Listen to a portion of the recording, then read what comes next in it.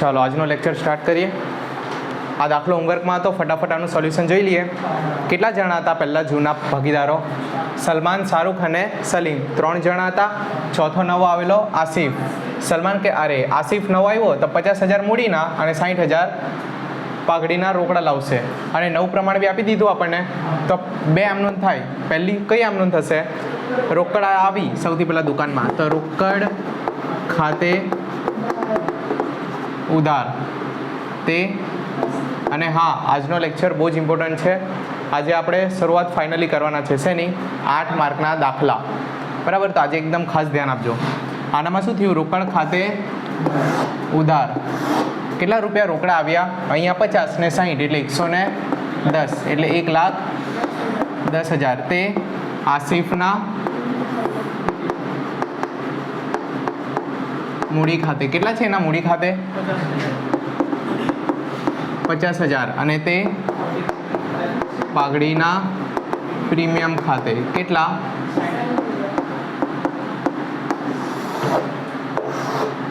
કઈ આમનું થઈ ગયા? પહેલી. હવે શું કીધું? હા, આ પાઘડી જે લાવ્યો ને, મૂડી તો દુકાનમાં જ રહેશે, જમા જ રહેશે, પણ પાઘડી દુકાન પાસે જમા રહેશે. તો જે જમા છે તેને શું કરીએ? તો પાઘડીના પ્રીમિયમ ખાતે ઉધાર. કેટલા રૂપિયા? 60,000. તે કોણ લઈ જશે ભાઈ આ પાઘડી? જૂના ભાગીદારો નહીં લઈ જાય. જૂના ભાગીદારોમાંથી જે ચુનિંદા લોકો જે ત્યાગ કરશે એ લોકો જ લઈ જશે. તો ત્યાગ શોધીએ પહેલાં. તો ત્યાગનું સૂત્ર શું છે આપણું? જૂનું માઇનસ નવું. તો એક એક કરીને શોધીએ. આ 3 જણા છે ને, પહેલાં વાત કરીએ સલમાનની. ભાઈ તારું જૂનું કેટલું છે સલમાન? તો 3 પહેલાં કેટલા ટુકડા થતા? 6 ને? તો બધાના છેદમાં કેટલા છે? તો જૂનું કેટલું છે એનું? માઇનસ નવું કેટલું છે સલમાનનું? તો પહેલું સલમાનનું છે ને. તો હવે કેટલા ટુકડા થતા છે? 4 ને 3 7 8 9 10 11 12 એટલે બધાના છેદમાં 12. બરાબર. તો 9 કેટલું છે એનું પ્રમાણ? તો 4 ના છેદમાં 12. તો 3 ના છેદમાં, હવે ડાયરેક્ટ જો બાદબાકી થાય કે ચોકડી ગુણાકાર, છેદ કોમન, 6 12 છંગ 72 વચ્ચે સાઈન માઇનસની. 12 ગુણ્યા 3 42 6 ચોક 36 માંથી 24 ગયા, 6 દુ 12 એટલે 12 ના છેદમાં 72. આ શું આવી ગયું? સલમાનનો ત્યાગ આવી ગયો. આ ત્યાગનું સૂત્ર મૂક્યું ને, તો સલમાનનો ત્યાગ આવી ગયો. હવે સલમાન પછી કોણ છે? શાહરૂખ.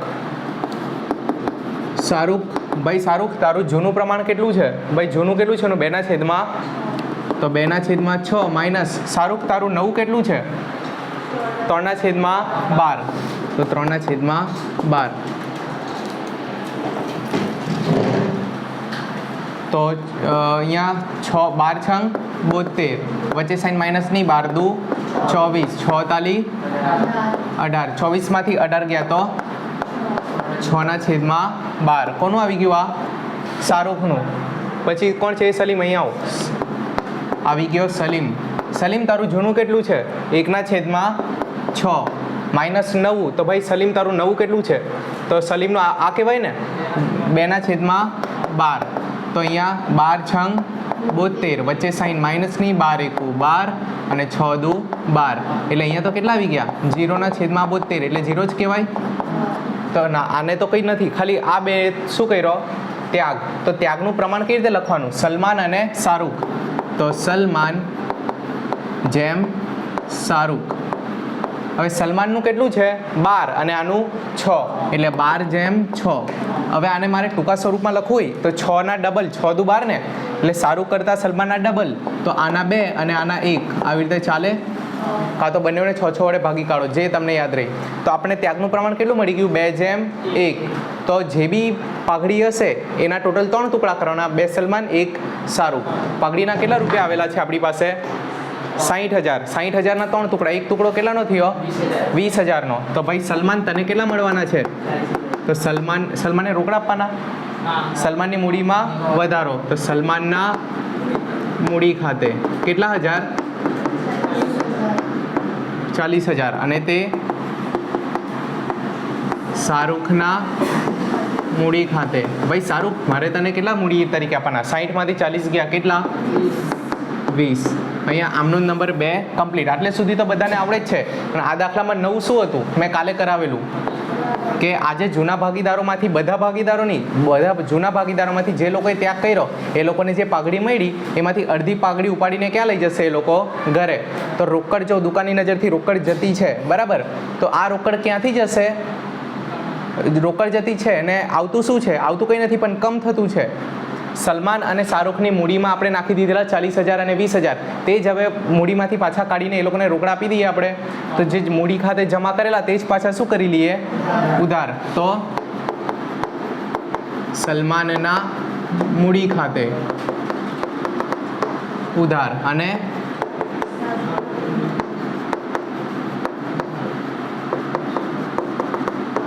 ઉધાર તે બંનેના મૂડી ખાતામાં પૈસા નાખેલા તે પાછા કાઢી લીધા.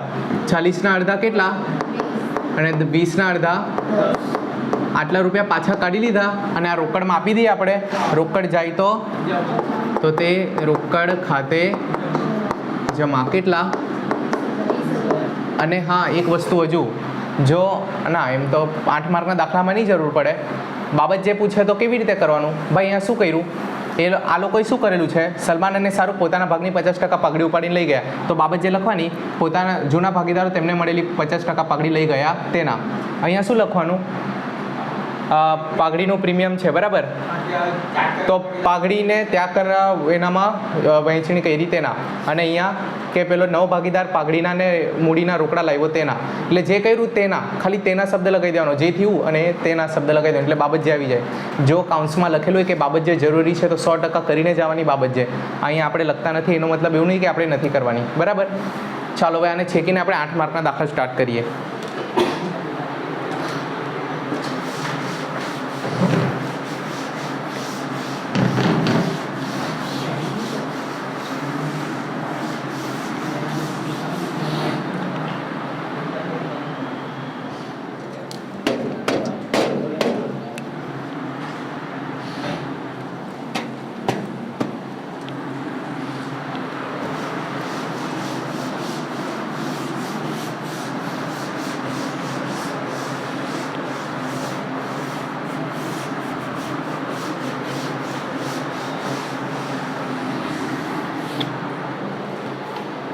શરૂઆત આપણે ક્યારથી કરીશું? તો ભાઈ પેમ્પલેટમાં આવી જાઓ, 5મું ચેપ્ટર ખોલો. તમે લોકો બી ભાઈ જેટલા ઓનલાઈન જોતા છે લિંક જે આપેલી છે ડિસ્ક્રિપ્શનમાં, પીડીએફમાં જો ચેપ્ટર નંબર 5 ભાગીદારનો પ્રવેશ, એમાં આ દાખલા આપણે કરી લીધા. અને આ વ્યવહાર જે છે ને આ પાઘડીવાળી નોંધ આપણે આનામાંથી નથી કરી, મેં બોર્ડ પર કરાવી તે કરી, તો આને નથી કરી આપણે. અને હવે વિસ્તૃત દાખલા છે ને 8 માર્કના, અહીંયા હેડિંગ આપેલું છે, તમે લોકો બી એના પર આવી જાઓ. અને પહેલો દાખલો કયો છે? દાખલા નંબર 1, પેજ નંબર 68. ના, પહેલાં ડાયરેક્ટ મારે ચાલુ નથી કરવું. પહેલાં છે ને આનામાં આપણે નક્કી કરી લો કે આનામાં ખાના કયા કયા બનશે બરાબર. તો તમને યાદ છે તમે વાર્ષિક હિસાબ નામનું કોઈ પ્રાણી શીખી ગયા, એક ચેપ્ટર શીખી ગયા. કયું? ભાગીદારી પેઢીના વાર્ષિક. એનામાં કેટલા ખાના બનતા હતા? ચેતન બોલ હે કયા કયા? હા હા, વેરી ગુડ. મૂડી તથા ચાલુ ખાતું બી બોલો, સરસ બરાબર. એટલે આ તો ખાતા યાદ છે ને, ખાના યાદ હોય એટલે બહુ સારી વાત કહેવાય. પછી હવે આનામાં કયા ખાના બનશે? તો તમને એટલું તો યાદ હશે કે આનામાં થતું શું છે? ચેપ્ટરનું નામ શું છે ભાઈ? નવા ભાગીદારનો પ્રવેશ. તો ઓબ્વિયસલી નવો ભાગીદાર આવવાનો છે. જે અત્યાર સુધીનું જે નફા નુકસાનનું પ્રમાણ છે કાલે ઉઠીને એ જ રહેવાનું છે. તો નફા નુકસાનનું પ્રમાણ બદલાશે ને, તો જ્યારે જૂનું નફા નુકસાનનું પ્રમાણ ચેન્જ થઈને નવું નફા નુકસાનનું પ્રમાણ બને એને શું કહેવાય? પુનર્ગઠન. અને પુનર્ગઠન થાય ત્યારે કયું ખાતું બને? પુનઃમૂલ્યાંકન ખાતું. તો એક તો બનશે પુનઃમૂલ્યાંકન ખાતું બરાબર. હવે પુનઃમૂલ્યાંકન ખાતાનો જે જવાબ આવે એ જવાબને ક્યાં લઈ જવાનો? પુનઃમૂલ્યાંકન ખાતામાં અહીંયા જો કંઈ આવ્યું તો તે કહેવાય લાભ, અને પુનઃમૂલ્યાંકન અહીંયા કંઈ આવે તે કહેવાય ખોટ. તો અહીંયા લાભ અહીંયા હોય ને ખોટ અહીંયા હોય, તો આ લાભ કોને ભોગવવી પડે? અને જો નવો લાભ થયો તે બી ભાગીદારો જ ભોગવશે, ને ખોટ ગઈ તે બી કોણ ભોગવશે? કયા ભાગીદારો? જૂના ભાગીદારો, બરાબર. કયા પ્રમાણમાં? તો એ લોકોની મૂડીમાં આપણે એડ કરી દેતા તો જો કંઈ લાભ થયો તો આની ક્રોસ અસર ક્યાં જતી હતી? ભાગીદારોના મૂડી ખાતામાં. તો હવે યાદ રાખજો, પુનઃમૂલ્યાંકન ખાતાની નીચે કયું ખાતું બનશે? મૂડી ખાતું. અને પછી એક બનાવવું પડશે રોકડ ખાતું. આ ફેરી રોકડ, દર ફેરી છે ને આપણે રોકડ ખાતું કોઈ દિવસ બનાવતા નથી, બરાબર. રોકડ ખાતું એક બનાવવું પડશે અને એની નીચે બનાવીશું આપણે પાકું સરવૈયું. તો 4 ખાતા બનશે. કયું કયું? પુનઃમૂલ્યાંકન ખાતું, પછી ભાગીદારોના મૂડી ખાતા કાં તો ચાલુ ખાતા જે આપેલા હોય તે, અને પછી રોકડ ખાતું અને પાકું સરવૈયું. ફરી એકવાર મને એક વસ્તુ કહેવું, તમે આપણે પેલું 11 માર્કનો દાખલો શીખેલા ત્યારે તમને 5 ખાના આવડતા હતા બધા? એમ નફા નુકસાન, ફાળવણીને મૂડી, ચાલુ ખાતા એ બધા તો નવા જ આવેલા ને. ચેપ્ટર 12માં પહેલી વાર ભણ્યા ને તમે ફાળવણીને, તો પહેલી વારમાં આવડી ગયેલું તમને? પહેલી વારમાં તો નહીં જ આવે ને, પહેલાં એને જોવું પડે, 1-2 દાખલા જોવા પડે, બરાબર. તો સેમ એવી રીતે આનામાં છે ને પહેલો દાખલો નહીં સમજ પડશે તો પેનિક નહીં થવાનું તરત, કે એમ મગજમાં પહેલો જ વિચાર એમ એની પેલું કે first impression is last impression. તો આ દાખલાને જોઈને જો નહીં આવડ્યું તો તરત પેનિક નહીં થવાનું. 1-2 દાખલા જવા દો, એ ધીરે રહીને પચશે તમને, બરાબર. તો પહેલો દાખલો ખાલી જોવાનો હેતુ રાખજો, બરાબર. હવે આનામાં કયું છે દાખલા નંબર 1?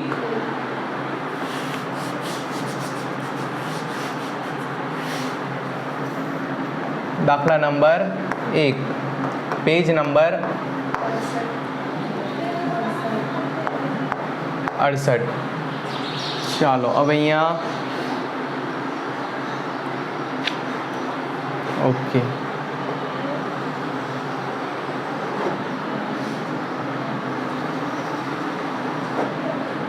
સૌથી પહેલું કયું ખાતું બનાવીએ આપણે?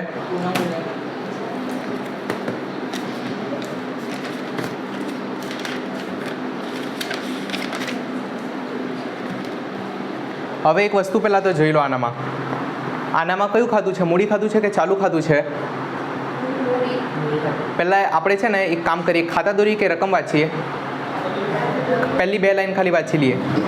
પટેલ અને શાહ 3:2 પ્રમાણમાં નફો નુકસાન વહેંચી લેતા એક પેઢીના ભાગીદારો છે. તારીખ 31/3/2016ના રોજ તેમની પેઢીનું પાકું સરવૈયું નીચે મુજબ છે. અને કયા વર્ષનું પાકું સરવૈયું આપી દીધું આપણને? ગયા વર્ષનું. પછી નીચે કીધું કે તારીખ 1/4/2016ના રોજ તેઓએ રાવલને 1/5 ભાગ આપી નવા ભાગીદાર તરીકે પેઢીમાં દાખલ કરવાનું નક્કી કર્યું. હવે એક વસ્તુ ખાસ જોજો, જે ગયા વર્ષનું પાકું સરવૈયું છે ને એની તારીખ જોજો, રાવલ કઈ તારીખે આવતો છે તે બી તારીખ જોજો, બરાબર. એટલે જેમ વર્ષ પત્યું તેમ જ રાવલ આવી ગયો અને એને કેટલો ભાગ આપવાનો છે હવે? 1/5. નવા ભાગીદાર તરીકે નક્કી કર્યું. પછી રાવલ મૂડી તરીકે કેટલા લાવવાનો છે ભાઈ? 2 લાખ. પછી ભાગીદારોએ મિલકત અને દેવાનું પુનઃમૂલ્યાંકન નીચે મુજબ કર્યું. કાલથી રાવલ આવવાનો છે, પટેલ અને શાહ 2 જણા હતા. કાલે સવારથી કોણ આવવાનો છે? તો આજે ફટાફટ જે બી મિલકત છે એનો બધો લાભ લઈ લઈએ, જે ખોટ હોય તે બી ભોગવી લઈએ. એટલે રાવલના માથા પર કંઈ જ નહીં જવું જોઈએ, ના તો કંઈની પાસે કંઈ એક્સ્ટ્રા પ્રોફિટ જવું જોઈએ, ના કોઈ એક્સ્ટ્રા દેવું જવું જોઈએ. આજે જ બધું વેચી લઈએ. તો એની માટે સૌથી પહેલું ખાતું કયું બનાવીશું? પુનઃમૂલ્યાંકન ખાતું. પછી મૂડી ખાતા. તો એ 2 ખાતા પહેલાં બનાવી લઈએ. તો સૌથી પહેલાં પુનઃમૂલ્યાંકન ખાતું બનાવીશું.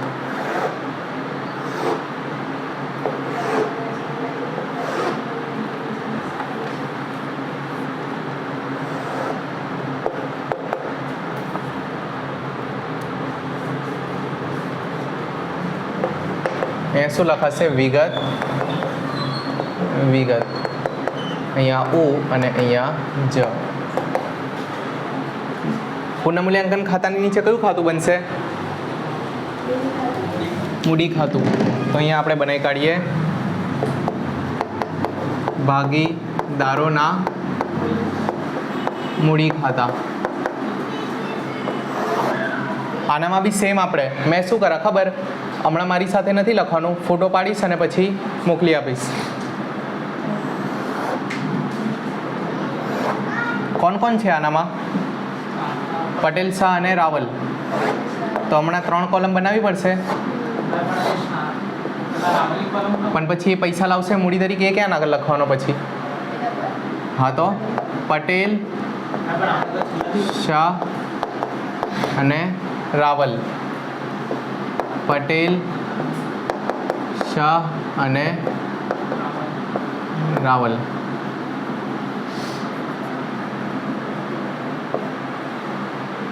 ચાલો પછી અહીંયા કયું ખાતું બનાવીએ? મેં શું કીધેલું? ત્રીજું રોકડ ખાતું. અત્યાર સુધીના જે હતા ને તે નહીં ચાલે. હવે 4 જ ખાતા બનશે. એમાં રોકડ ખાતું તો એકદમ નાનું અમથું ખાતું બને. તો અહીંયા કયું ખાતું? રોકડ. તો ભાઈ રોકડ ખાતું. હવે કયું ખાતું ક્યાં બંધ થઈને ક્યાં જશે ને એ બી સમજાવવા મેં. આટલું થાય એટલે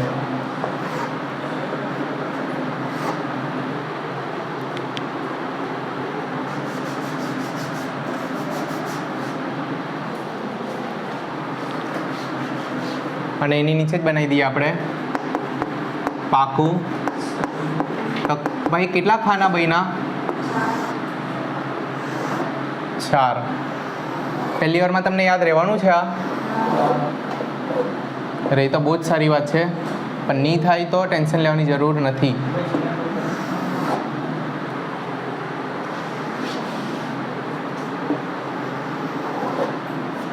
અહીંયા શું આવે?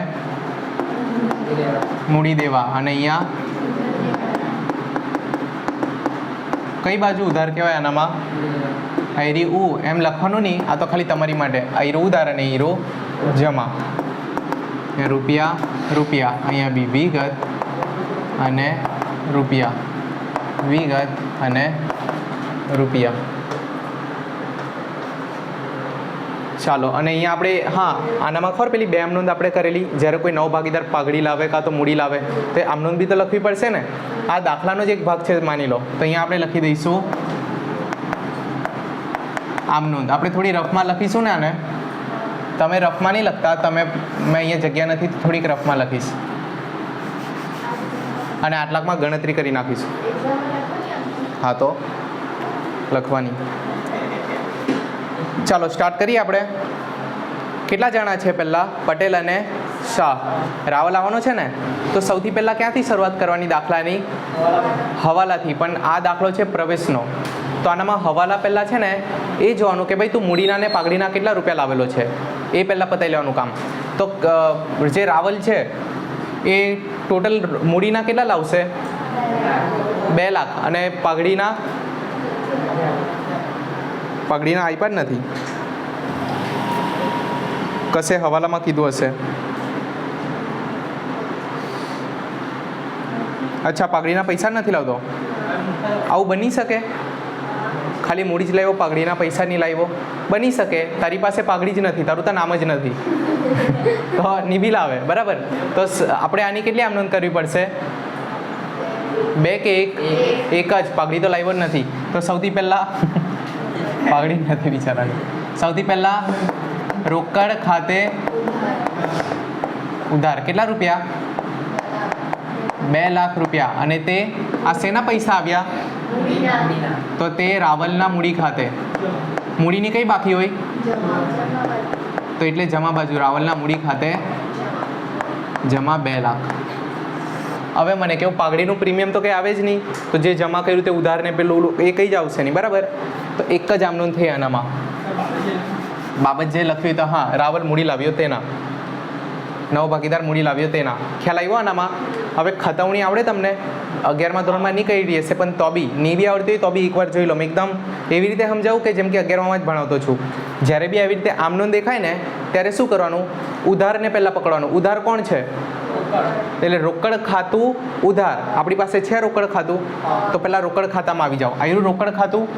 અને એક વસ્તુ હજુ સમજો, રોકડ એટલે આપણી માટે શું કહેવાય? મિલકત કહેવાય. એટલે મિલકતની કઈ બાકી? એનો મતલબ રોકડ ખાતું ચાલુ કઈ બાજુથી થશે? એટલે અહીંયાથી ચાલુ થશે અને ખતમ ક્યાં થશે? ખ્યાલ આવ્યો? એટલે બાકી આગળ લાવ્યા કઈ બાજુ અને બાકી આગળ લઈ ગયા? ચાલો ભાઈ, આટલું તો ક્લિયર છે. બરાબર. તો આપણે શું કરવાનું ખબર? હવે આમનોંધની છે ને ખતવણી કરવાની છે. એટલે આજે છે ને નોંધ લખેલી છે, આને ખાતામાં આનો ઉતારો કરવાનો છે. જે આપણે 11માં આવું જ કરતા ને, આખું પેજ ભરીને આમનોંધ લખતા અને એનો ઉતારો ક્યાં કરતા? પછી ખાતાઓમાં ઉતારો કરતા. તો આ જે આમનોંધ લખેલી છે આ નોંધનો ઉતારો ક્યાં કરવાનો છે? આપણે રોકડ ખાતામાં. તો સૌથી પહેલાં આપણે જઈએ રોકડ ખાતામાં. ભાઈ રોકડ ખાતાની રોકડ ખાતે ઉધાર લખેલું છે એટલે રોકડ ખાતાની કઈ બાજુ જવાનું? તો ભાઈ રોકડ ખાતું ઉધાર, તો રોકડ ખાતાની અહીંયા ઉ અને જ લખી દઉં તમને ક્લિયર. તો રોકડ ખાતાની ઉધાર બાજુ સામેવાળાનું નામ, આપણે 11 શબ્દ છે. રોકડ ખાતાની ઉધાર બાજુ સામેવાળાનું નામ, પણ રકમ કોની? કેવી રીતે યાદ રાખવાનું? નામ સામેવાળાનું, રકમ પોતાની. તો રોકડ ખાતાની ઉધાર બાજુ સામેવાળો કોણ છે? રોકડ ખાતાની ઉધાર બાજુ. ભાઈ રોકડની સામેવાળો કોણ કહેવાય? તો રોકડ ખાતાની ઉધાર બાજુ લખીશું રાવલના મૂડી ખાતે. કેટલા? 2 લાખ. ખ્યાલ આવ્યો આનામાં? તો આનામાં આપણે એન્ટ્રી આપી દીધી રોકડ ખાતામાં. હવે રોકડ ખાતાની નીચે કોણ છે? રાવલનું મૂડી ખાતું છે ને? તો રાવલના મૂડી ખાતાની, તો હે મૂડી ખાતું તું ક્યાં છે? જમા બાજુ. તો મૂડી ખાતું છે આપણી પાસે, તો રાવલના મૂડી ખાતાની જમા બાજુ સામેવાળાનું, મૂડી ખાતાની સામેવાળો કોણ છે? તો મૂડી ખાતાની જમા બાજુ સામેવાળો રોકડ છે ને? તો રોકડ અહીંયા એક લીટી છોડી દઈએ, બાકી આગળ લાવ્યા. નીચે મેં લખી દઉં રોકડ ખાતે. કોના ખાનામાં લખું મેં? રાવલના. તો રાવલના મૂડી ખાતામાં 2 લાખ. આ 2 લાખ બહુ ઝીણું થઈ ગયું હશે, નહીં દેખાતું હશે. કંઈ નહીં, ઝૂમ કરજો, 180માં જોજો.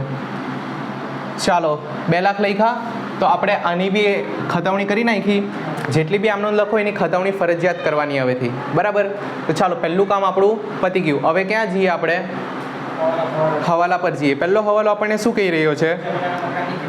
હવે એક વસ્તુ તમે છે ને જોઈને ખુશ થઈ જવાના છો.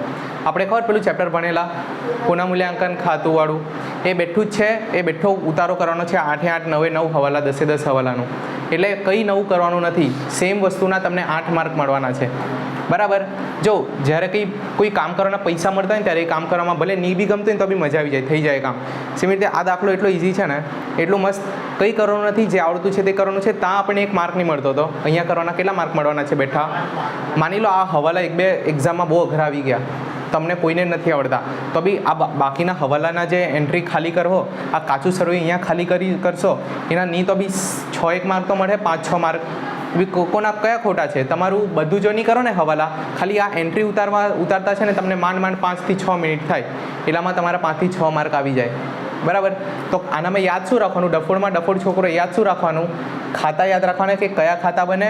હવાલા નથી આવડતા, તેલ લેવા ગયું. ભાઈ મારો ટાર્ગેટ ખાલી પાસ થવાનો છે, તો હવાલાને બહુ વધારે ઇજ્જત આપવાની જરૂર નથી, બરાબર?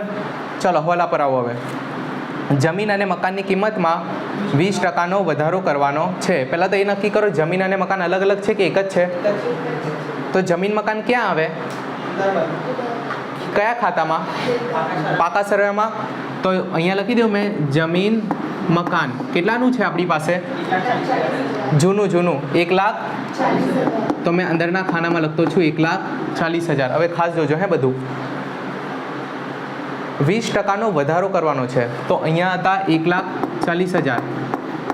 1,40,000ના 20% કેટલા થાય? તો આ 28,000 શું થયું? એટલે 1,40,000 હતા અને હજુ કેટલા વધી ગયા એના પૈસા? 28,000. એટલે હવે કેટલાનું થઈ ગયું જમીન મકાન? 1,40 50 60 એટલે 1 લાખ. તો હવે પ્લસ કેટલા થઈ ગયા વધારો? 28. તો 12 કેટલાનું નીકળશે? એટલે કાલથી રાવલ આવવાનો ને. અત્યાર સુધી તો 1,40,000નું બતાવેલું હતું, પણ માર્કેટમાં જ્યારે તપાસ કરવા ગયા કે ભાઈ અમારી ઘરની કિંમત તો બોલો, તો માર્કેટવાળાએ બધા લોકોએ શું કીધું?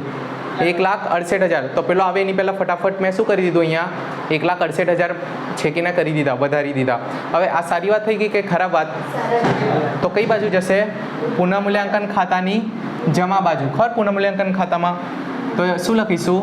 જમીન મકાન ખાતે. કેટલાનો ફાયદો થયો? અહીંયા બહુ ઘણા છોકરા સ્ટુડન્ટ લોચા મારે. અહીંયા 1,68,000 લખી આવે. આનામાં ખાલી શું લખવાનું? જેટલાનો ફાયદો થયો. એટલે અહીંયા લખીશું 28,000. જમીન મકાન ક્લિયર? તો હવાલા નંબર 1ને ટીક કરી દો. પછી કોણ છે? યંત્રોની કિંમતમાં 10% ઘટાડો કરવાનો છે. યંત્રો છે કેટલાના આપણી પાસે? જલ્દી કહેજો. 70,000ના યંત્રો છે આપણી પાસે. ખાલી હવાલાને ટીક નહીં કરતા, અહીંયા બી છે ને જમીન મકાન થઈ ગયું ને, તો એને બી ટીક કરી દેજો.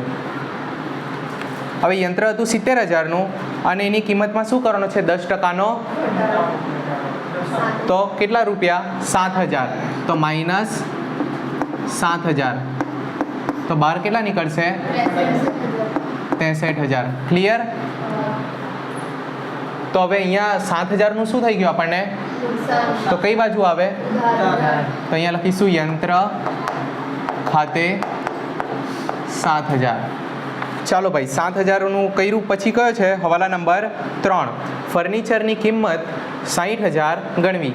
પહેલી વાત તો અમને એ કેવું કે ફર્નિચર છે કેટલાનું, 80,000નું, અને એની કિંમત આપણે કેટલી ગણવાની છે, એનો મતલબ કે 60,000 વધારવાના છે કે 60,000 ઘટાડવાના છે કે 60,000 જ ગણવાના છે, તો બહાર નીકળશે 60,000. તો એનો મતલબ વધ્યા કે ઘટ્યા, માઇનસ 20,000 થઈ ગયા. આ સારી વાત થઈ ગઈ કે ખરાબ વાત, તો કઈ બાજુ જાય, ફર્નિચર ખાતે કેટલા 20,000. ચાલો ભાઈ પછી કોણ છે, મોટર કાર પર 20% ઘસારો, એટલે કે ઘસાઈ ગઈ મોટર કાર. છે કેટલાની મોટર કાર, મોટર કાર 1,20,000ની છે. કેટલા ટકા ઘસાઈ ગઈ,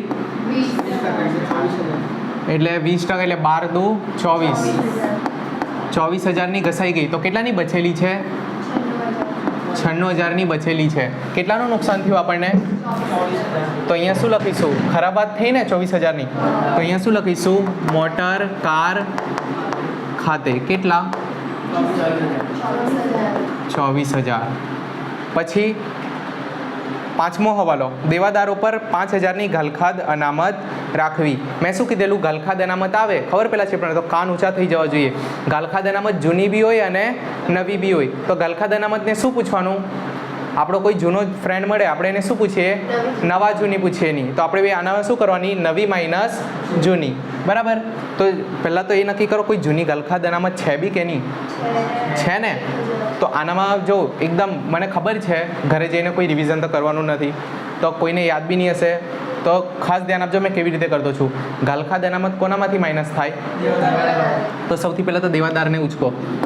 દેવાદાર કેટલાના છે આપણી પાસે, દેવાદાર 21,000. બરાબર? હવે માઇનસ કેટલી ઘાલખાદ અનામત રાખવા કીધી છે આપણને, દેવાદારો પર 5,000ની ઘાલખાદ અનામત રાખવા કીધી છે, તો માઇનસ 5,000. તો મને કેવું બહાર કેટલા નીકળશે, આનામાં તો કંઈ પ્રોબ્લેમ નથી. હવે આ 5,000નું જે નુકસાન થયું ને તે ખરાબ વાત થઈ ગઈ, કઈ બાજુ જાય, ઘાલખાદ અનામત. પણ અહીંયા છે ને શું કરવાનું ખબર, નવી માઇનસ નવા જૂની પૂછવાની ને, અને તો નવી કેટલાની છે, જે હવાલામાં હોય તે નવી હોય. બરાબર? તો અહીંયા 5,000 માઇનસ શું કરવાની છે, જૂની. જૂની કેટલાની છે, તો મને કેવું બહાર કેટલાની નીકળશે, કોઈને કંઈ દિક્કત આનામાં? ચાલો પછી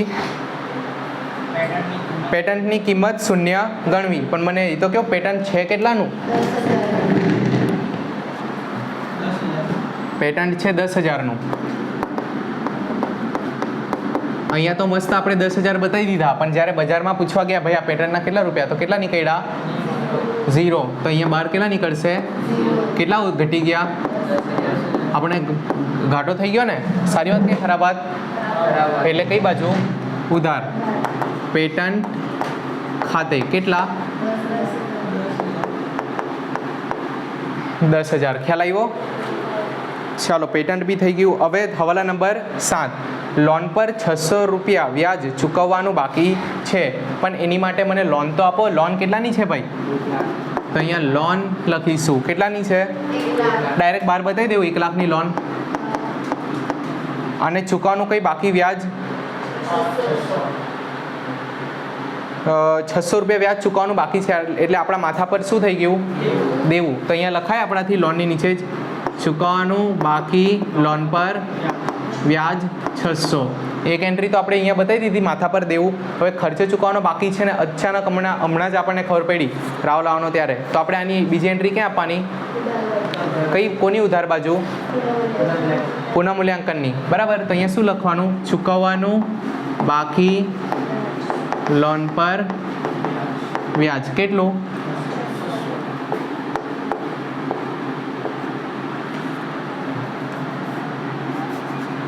ખ્યાલ આવ્યો? ચાલો આ હવાલો બી થઈ ગયો. એના પછીનો 8મો, લેણદારો અને દેવી હુંડીમાં 10% ઓછા ચૂકવવાના છે.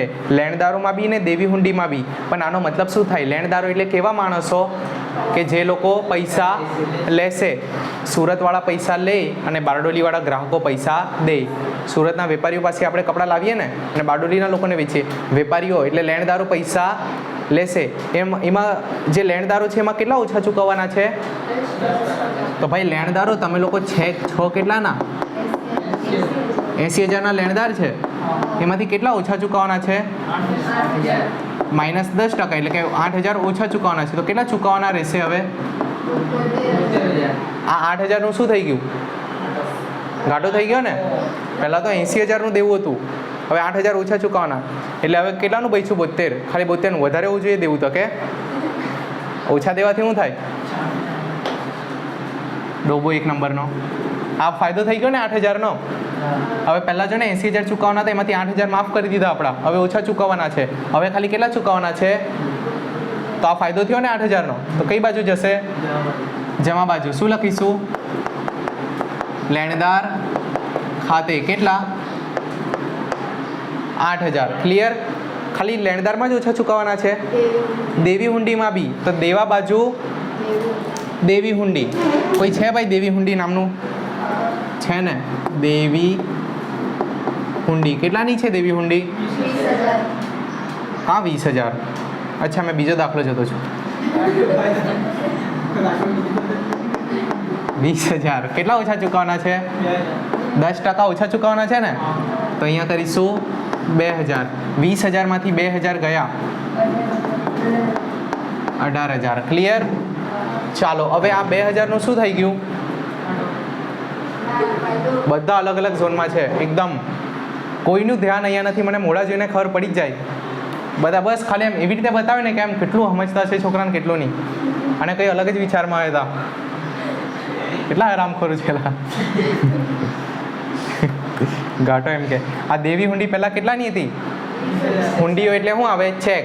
દેવી હુંડી એટલે આપેલો, આપણે ખાતામાંથી કોઈને આપ્યો ને આપણા ખાતામાંથી કપાવવાનો બાકી છે એવો ચેક. આપણા માથા પર દેવું કહેવાય. કેટલાનું હતું? એમાંથી 2,000 માફ થઈ ગયો. હવે કેટલાનું રહી ગયું? તો અહીંયા શું લખીશું? દેવી હુંડી ખાતે કેટલા? 2,000. આ બી ક્લિયર? ચાલો આ હવાલાને બી ટીક. હવે ચોપડે નહીં નોંધેલ રોકાણોનું મૂલ્ય 20,000. એટલે કોઈ એક જગ્યાએ આપણે પૈસા રોકેલા 20,000 રૂપિયા, પણ એની અકાઉન્ટિંગ કરવાની બાકી છે. ચોપડે નોંધ્યું છે આપણે, તો શું કરીએ ભાઈ? નોંધી દે. ક્યાં લખાય રોકાણો? મિલકત કહેવાય ને. તો નહીં નોંધેલ રોકાણ કેટલાનું છે? જો નિયમ જ પડે, મને રોકજો, મને આગળ નહીં વધવા દેતા. મેં સમજાવ 2-3 વાર તો સમજાયું કીધું જ છે ને. તો તમે લોકો એમ ઝોનમાંથી નીકળી જાઓ તો બી આવીને પાછા પૂછો, ભલે નિયમ જ પડે તો. નહીં તો આગળ ચાલીને નુકસાન તમારું છે. નહીં નોંધેલ રોકાણ કેટલાનું છે? 20,000. ભાઈ અચાનક 20,000નું રોકાણ મળી આવ્યું જે આપણે લખેલું નહીં હતું. આ શું થઈ ગયું? ફાયદો થઈ ગયો ને. આ 20,000નો અચાનક વધારો થઈ ગયો રોકાણોમાં. તો કઈ બાજુ લખાય? તો અહીંયા શું લખીશું? નહીં નોંધેલ રોકાણ કેટલાનું? 20,000. હવે ફાઇનલી છેલ્લો હવાલો. નફા નુકસાન ખાતે ઉધારેલ વીમા પ્રીમિયમ 30,000માંથી 10,000 આવતા વર્ષ માટેના છે. હવે આ લાઈન કોઈને ખબર પડવાની નથી. બરાબર? પહેલાં સમજો. નફા નુકસાન ખાતું એટલે કયું? વેપાર ખાતાની નીચે બનાવતા યાદ છે? નફા નુકસાન ખાતું. આનામાં કોની વાત કરેલી છે? નનું ખાતે, એટલે કે નફા નુકસાન ખાતે. ઉધારેલું એટલે ઉધાર બાજુ શું આવે? ખર્ચા. તો ખર્ચા બાજુ લખેલું વીમા પ્રીમિયમ કેટલું છે? 30,000. અને એ 30,000 આપણો એકચ્યુઅલ ખર્ચો છે? ના ભાઈ, એમાંથી 10,000 રૂપિયા તો આવતા વર્ષના છે. તો તો આપણે નફા નુકસાન ખાતામાં જે 30,000નો ખર્ચો બતાવ્યો ખરેખર કેટલાનો છે 20,000નો, મતલબ અગાઉથી ચૂકેલો ખર્ચો કેટલો છે એ આપણી શું કહેવાય? તો એની હવે નોંધ કરીએ. જો સિમ્પલ વસ્તુ સમજો, એ લોકો હવાલા કેમ બનાવે ખબર? એ લોકોએ ઓલરેડી બધું કરી લીધેલું હોય, પણ અમુક વસ્તુ જો છૂટી જાય ને તો એ આપણને આપી દે કે લેવો હવાલા હવે તમે લોકો કરો. તો આપણે એ હવાલા લેવાના ને એની એન્ટ્રી આપવાની. તો આ લોકોથી છૂટી ગયું હશે તો જ એ લોકોએ આપણને આપ્યું ને. તો કેટલા રૂપિયા આપણી અગાઉથી ચૂકેલી મિલકત છે? 10,000. તો એની નોંધ આપણે કરવી પડશે. તો અહીંયા શું લખીશું આપણે? અગાઉથી ચૂકવેલ વિપ્રી એટલે કે વીમા પ્રીમિયમ કેટલું? અને આની ક્રોસ બીજી અસર ક્યાં જાય? ફાયદો થઈ ગયો ને, અગાઉથી ચૂકેલું છે એટલે જમા બાજુ. અગાઉથી ચૂકવેલ વીમા પ્રીમિયમ કેટલા? તો લે ભાઈ 10,000. બરાબર. ચાલો બધું થઈ ગયું હવાલા બવાલા. હવે ઉપર આપણું જે આ છે શું કહેવાય આને પાકું સરવૈયું ગયા વર્ષનું, એને ખાલી કરીએ. જે આઈટમ છૂટેલી હોય તેને. મૂડી સૌથી પહેલાં મને તો દેખાતી છે. ક્યાં લખું ભાઈ મૂડી?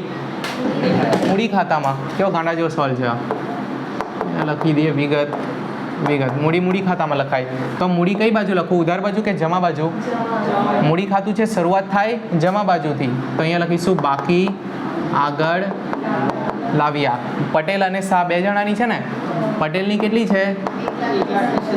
અને શાહની 1,30,000. રાવલની છે કઈ?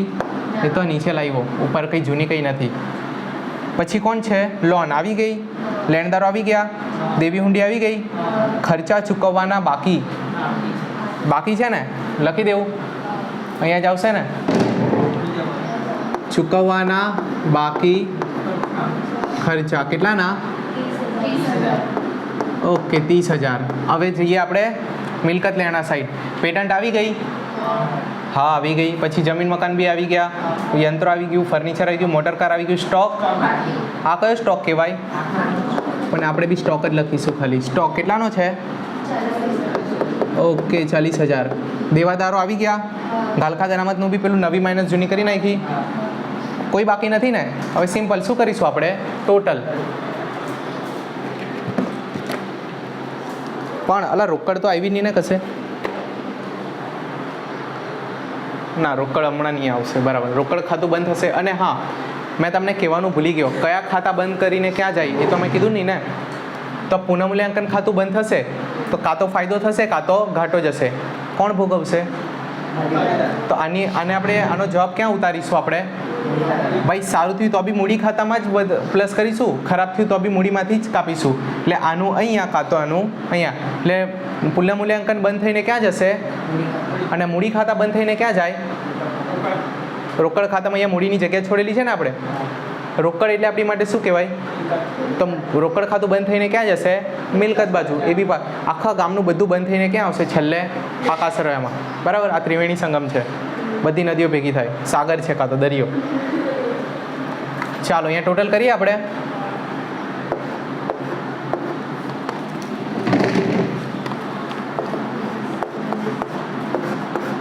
અહીંયાનું કરીએ પહેલાં. 28,000 પ્લસ 8,000 પ્લસ 2,000 પ્લસ 20,000 પ્લસ 10,000 કેટલા આવ્યા?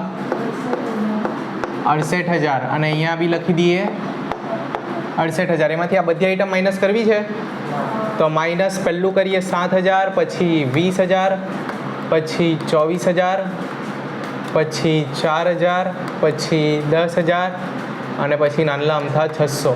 કેટલા બચ્યા અહીંયા? એટલે કે 2,400. આ 2,400 ને શું કહેવાય? ફાયદો થયો ને. આ બાજુ આવે તો ફાયદો હોય, આ બાજુ આવે તો ઘાટો હોય. તો આ 2,400 ને કોને વેચું મેં?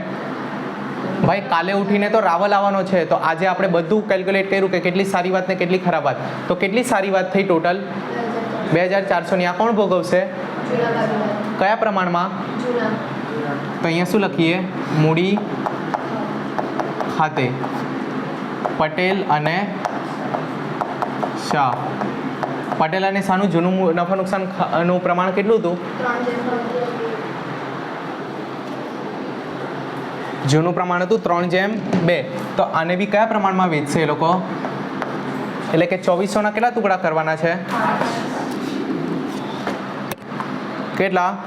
5. એટલે 480નો એક ટુકડો, એમાંથી 3 ટુકડા આપવાના છે આપણે પટેલને, એટલે 1440 અને ભાગ્યા 3 ગુણ્યા 2 એટલે કે 960. ખ્યાલ આવ્યો?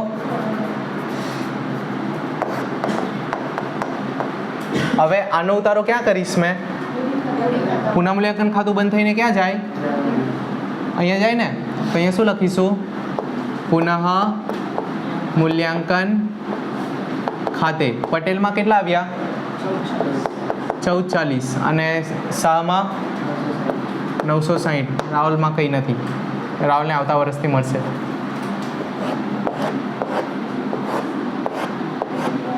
ચાલો બંધ કરીએ. અહીંયા તો કંઈ છે જ નથી, એટલે આ બધું બેઠું બંધ થઈને અહીંયા જવાનું છે. પહેલાં પટેલને કરીએ. 1,20,000 પ્લસ 1440, 1,21,400 પાક્કો, 1,21,440. બંને બાજુ ટોટલ લખ્યું. અહીંયા માઇનસ કરો કંઈ નથી, તો ડાયરેક્ટ 1,21,440. આને શું કહેવાય? બાકી આગળ લઈ ગયા. આ દાખલાને જો રિવિઝન નહીં કરો, જાતે નહીં ટ્રાય કરો તો નહીં આવડશે. ઘરે જઈને ફરજિયાત જોવા જ પડશે. આજનો પહેલો દિવસ છે. તમે લોકો રોજે શું કરો? મેં ગ્રુપમાં નાખું ફોટો, છટ એકદમ ફટાફટ ઉતારી લો, છાપી લેવું. છાપવાના નથી, જાતે ટ્રાય કરજો. આનામાં ફાયદો કેટલો થાય? અહીંયા તો થઈ જાય, પ્લસ ઘરે જઈને ગણો ડબલ રિવિઝન, પ્લસ એક્ઝામની પહેલાં એકવાર જોઈ લેવો. 3 રિવિઝનમાં માણસ ધારે તો બેઠા માર્ક લાવી શકે. તો આને જાતે ટ્રાય કરજો. અહીંયાનું ટોટલ કરીએ. શાનું? 1,30,000 પ્લસ 960, 1,30,960. અહીંયા બી 1,30,900. અહીંયા તો કંઈ દેખાતું જ નહીં હશે 100%. ભાઈ અહીંયા 1,30,960 છે. અહીંયા બી 1,30,960. અને અહીંયાનું કેટલા છે? 2 લાખ. તો અહીંયા બી કેટલા છે? તો અહીંયા માઇનસ કરવા માટે કંઈ નથી, તો અહીંયા બી 2 લાખ. આ ત્રણે બાકી ક્યાં જશે? પાકા સરવૈયામાં. અહીંયા શું લખવાનું? મૂડી. કોણ કોણ છે? પટેલ, શાહ અને ચાલો ભાઈ, પટેલની કેટલી છે? 1,21,440, 1,21,440. અહીંયા 1,30,960, 1,30,960. અને અહીંયા કેટલા છે? 2 લાખ. તો ટોટલ કરીએ આપણે. 1,21,440 પ્લસ 1,30,960 પ્લસ 2 લાખ, એટલે 4,52,400. ક્લિયર? બધા ખાતા બંધ થઈ ગયા આપણા કે કોઈ બાકી છે? રોકડ ખાતું બાકી ને? તો રોકડ ખાતાની આ બાજુનું ટોટલ છે 2 લાખ કહેવાય બેન એને, 5 મિનિટ આવે તો. અહીંયા બી કેટલા? 2 લાખ. તો અહીંયા કેટલા બચશે? કંઈ માઇનસ કરવા માટે છે જ નથી ને? 20,000 એમ કે. આને શું કહેવાય? બાકી આગળ લઈ ગયા. આની બાકી ક્યાં જશે? આ કઈ સાઈડ છે? આ હમણાં કઈ સાઈડ છે? આ જમા બાજુ છે. તો આપણે જઈશું તો ઉધાર બાજુ આયરી છે ને, તો અહીંયા શું લખીશું? અહીંયા શું લખાય?